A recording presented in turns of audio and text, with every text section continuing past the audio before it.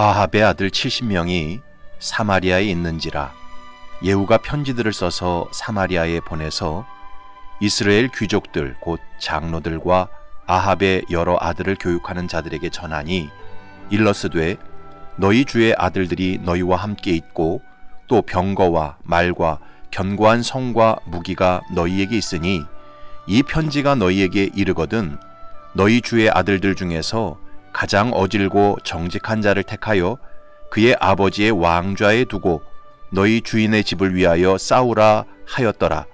그들이 심히 두려워하여 이르되 두 왕이 그를 당하지 못하였거든 우리가 어찌 당하리요 하고 그 왕궁을 책임지는 자와 그 성읍을 책임지는 자와 장로들과 왕자를 교육하는 자들이 예후에게 말을 전하여 이르되 우리는 당신의 종이라 당신이 말하는 모든 것을 우리가 행하고 어떤 사람이든지 왕으로 세우지 아니하리니 당신이 보기에 좋은 대로 행하라 한지라.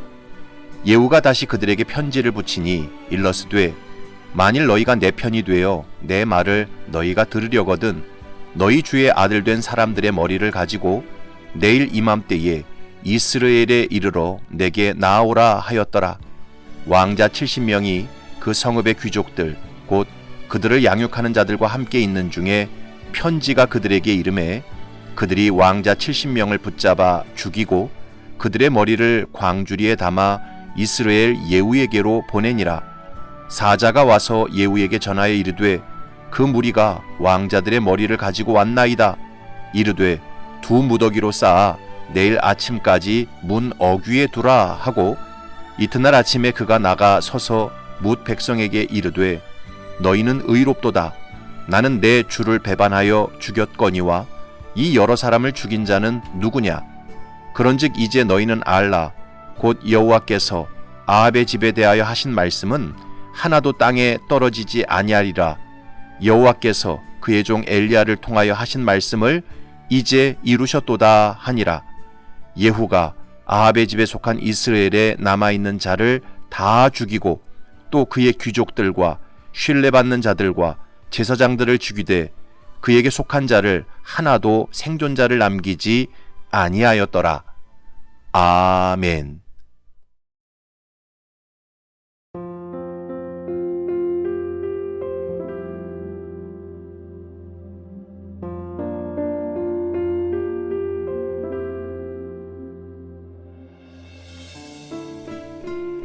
어떤 남자가 몸의 컨디션이 안 좋아서 병원에 찾아갔습니다. 의사에게 몸 상태를 이야기했습니다. 선생님, 요즘 제 몸이 좀 이상합니다. 잠도 잘 안 오고요. 계속 피곤합니다. 그래요? 우선 진찰부터 해봅시다. 진찰을 마친 의사는 대수롭지 않은 듯 말했습니다. 별 문제 없습니다. 운동 부족인 것 같습니다. 그러니 하루에 30분이라도 좀 걸으세요. 그러자 이 남자가 뭐라고 대답했는지 아십니까? 예? 저보고 걸으라고요? 저는 직업이 택배기사입니다. 여러분, 의사라고 사람의 몸을 다 압니까? 의사라고 병을 다 고칩니까? 아니지요. 무시하는 게 아니라 사람은 다 한계가 있고 부족하고 연약한 구석이 있습니다. 우리 주변에 보면 본인이 의사이고 암 전문가인데 본인 자신이 암에 걸려서 고생하는 의사들이 생각보다 많습니다. 그걸 보면 의사라고 해서 사람 몸을 다 알고 고칠 수 있는 게 아니라는 것을 알 수 있습니다. 저기 강남 세브란스 병원에 37년 동안 위암 수술만 11,500건 이상 집도한 전문의가 있습니다. 위암 수술에 권위자가 있습니다. 노성훈 교수라는 분입니다.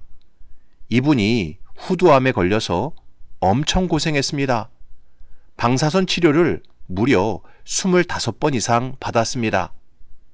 또 강남 성심병원에서 32년 동안 대장암 치료를 전문적으로 한 외과 전문의가 있습니다. 김병천 교수라는 분입니다. 이분도 흉선암 3기 진단을 받고 대수술을 받았습니다. 또 고려대학교 안암병원에 종양내과 전문의로 계신 분이 있습니다. 박경화 교수라는 분입니다. 이분도 난소암에 걸려서 힘든 수술과 치료의 과정을 많이 거쳤습니다. 이처럼 제 아무리 뛰어난 의사라 할지라도 자기 몸에서 벌어지는 일을 자기가 모릅니다. 그저 자기가 공부한 전문 분야에 대해서 조금 더 지식을 갖고 있을 뿐입니다. 그래서 성경은 우리에게 이렇게 말씀합니다. 귀인들을 의지하지 말며 도울 힘이 없는 인생도 의지하지 말지니 그의 호흡이 끊어지면 흙으로 돌아가서 그날에 그의 생각이 소멸하리로다. 야곱의 하나님을 자기의 도무로 삼으며 여호와 자기 하나님에게 자기의 소망을 두는 자는 복이 있도다. 여러분, 의사가 내 생명을 붙잡고 있는 게 아닙니다. 하나님께서 내 생명을 붙잡고 계십니다. 권력자가 내 앞길을 열어주는 게 아닙니다. 하나님께서 내 앞길을 열어주십니다. 부자가 내 곤궁함을 해결해 주는 게 아닙니다. 하나님께서 내 곤궁함을 해결해 주십니다. 정말 그렇습니다. 사람은 피조물이기 때문에 누구나 지식의 한계가 있고 능력의 한계가 있습니다. 그래서 아무리 누군가를 붙잡아 주고 싶고 길을 열어주고 싶고 문제를 해결해 주고 싶어도 막상 그것을 감당할 수 있는 자원과 능력이 자기 안에 없습니다. 오늘 본문에 보면 아합의 70명의 자손을 후원하고 교육하던 아합 가문의 최측근들이 순식간에 돌변하여 그 70명의 아합 자손의 목을 베는 배신자들이 되는 것을 볼 수 있습니다.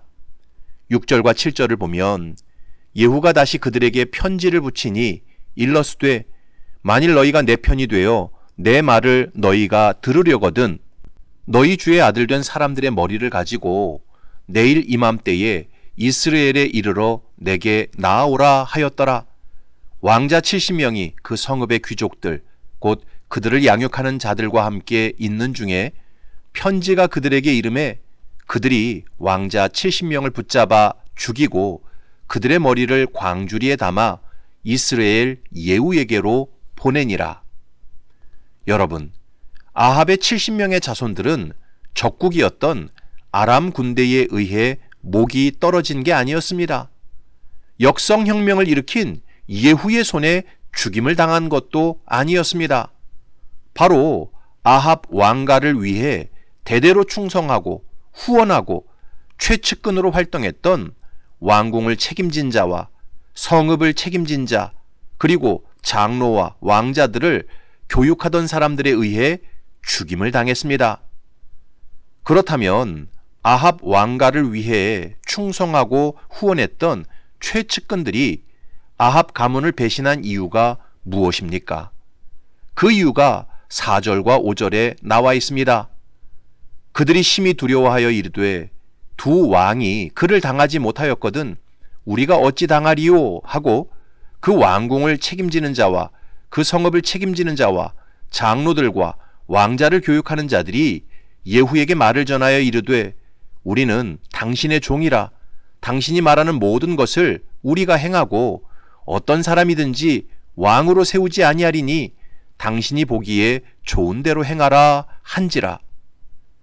예후의 편에 서지 않고 대적했다가는 자기들도 다 죽임을 당할 것이라는 두려움에 사로잡혀서 지금까지 충성하고 후원했던 아합 가문을 배신한 것입니다. 목숨을 부지하기 위해서 지금까지 섬겼던 아합 가문을 배신한 것입니다. 여러분, 이런 배신의 모습은 특별한 누군가에게만 나타나는 모습이 아닙니다. 모든 사람 안에 다 이런 연약한 모습이 있습니다. 제가 전에 섬기던 교회에 금술이 참 좋은 집사님 부부가 있었습니다. 그런데 남편 집사님 간이 별로 좋지 않았습니다. 집안이 대대로 간이 안 좋은 집안이었는데 남편 집사님도 50대 초반밖에 안 되었는데 간경화 증상이 있었습니다. 그래서 부인 집사님께서는 간에 좋다는 음식은 다 남편에게 해먹였습니다. 또 매달 종합병원에 가서 간 체크를 했습니다. 그러나 결국 간암이 생기고 말았습니다.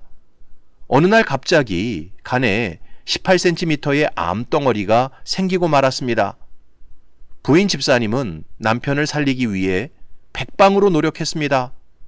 한국 최고의 병원에 입원을 시켰습니다. 남편 치료에 방해된다고 주변 사람들 면회도 오지 못하게 했습니다. 목회자가 신방을 가도 달가워하지 않았습니다. 밤낮으로 남편을 간호했습니다. 정말 끔찍하게 남편을 위했습니다. 자기 힘으로 남편을 살려낼 것처럼 최선을 다했습니다. 그런데 한 달, 두 달, 석 달, 남편의 병세는 점점 악화되어 갔습니다. 6개월째부터는 간 혼수가 오면서 남편이 밤과 낮이 바뀌었습니다. 낮에는 계속 자고 밤에는 활동하는 것입니다. 거기다가 성격까지 포악해져서 온갖 욕설과 폭력을 부인에게 퍼붓는 것이었습니다. 결국 부인 집사님의 인내에 한계가 왔고 남편에 대한 사랑도 바닥이 나고 말았습니다. 입원한 지 6개월쯤 되었을 때 제가 신방을 가서 남편 집사님을 위해 기도하고 병원 복도로 나왔습니다. 그런데 병원 복도로 따라 나오는 부인 집사님의 얼굴을 보니까 너무 힘들어 보였습니다. 그래서 제가 집사님 많이 힘드시죠? 라고 한마디 던졌습니다. 그러자 부인 집사님이 울음을 터뜨리면서 너무나 충격적인 말씀을 하셨습니다. 목사님, 저 사람 빨리 죽었으면 좋겠어요. 이제 그만하고 싶어요. 그 부인 집사님은 6개월 남편 병수발하면서 남편에 대한 사랑과 인내가 다 바닥나고 말았던 것입니다. 제가 그 모습을 보면서 그래, 인간은 다 약하고 한계가 있는 존재지. 누구도 다른 사람을 끝까지 책임져 줄 수 없고 퍼주기만 할 수 없는 존재지. 그걸 깨달았습니다. 그러므로 성도는 어떤 상황과 형편에 처해도 결코 사람 의지하고 믿으면 안 됩니다.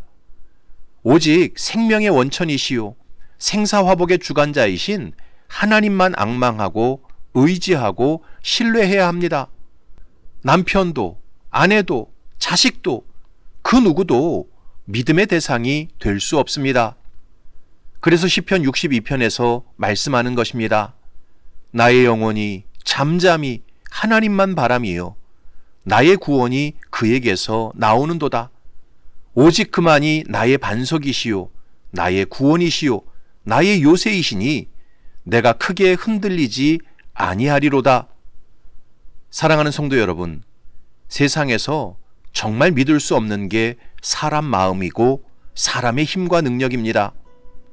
바라기는 저와 여러분들이 어떤 형편 속에서도 사람 의지하지 말고 사람 믿지 마시기 바랍니다. 오직 믿음의 대상은 나의 창조자요 구원자이신 하나님 아버지 예수 그리스도 성령 하나님밖에 없다는 사실을 꼭 명심하시기 바랍니다. 그래서 범사에 하나님께만 소망을 두고 하나님 기뻐하시는 길로 나아가 하나님 주시는 승리와 평안과 풍성함을 누리며 사시기를 주님의 이름으로 축원합니다. 아멘.